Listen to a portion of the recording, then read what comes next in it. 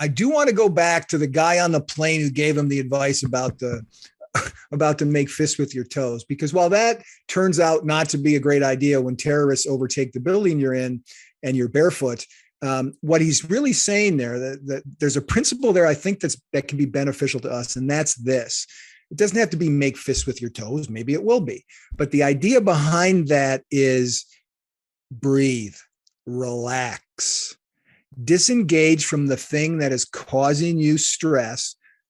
For John McClane, that was flying. Disengage from that thing, that stress and anxiety, and focus on something else that will take your mind off it and relax your body. And I want to give another quick example from my own life about this sort of thing. When I've talked on the show before, when I was in AA, my sponsor would tell me in the early days of my sobriety, when you find yourself in this place where you're thinking about drinking again, and that urge is growing in you, he said, go outside and look for ladybugs.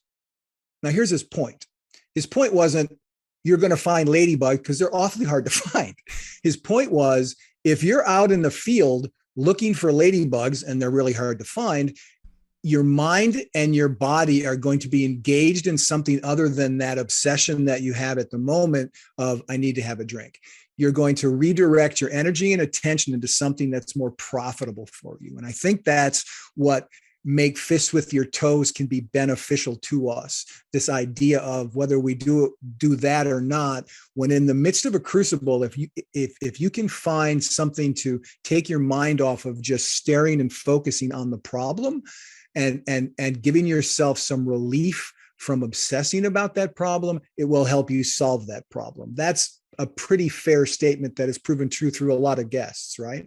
Yeah, it's an incredibly good point, Gary. When you're going through a crucible, or often a series of crucibles, because they can come in series, you've got to keep your wits about you. You've got to keep calm. And it's not easy to do that, because imagine John McClane, if he's panicking and going, oh my gosh, they're terrorists.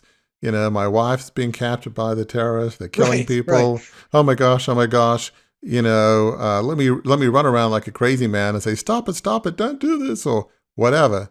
He wouldn't be able to think clearly, and he would lose. And the terrorists, you know, the bad guys would win.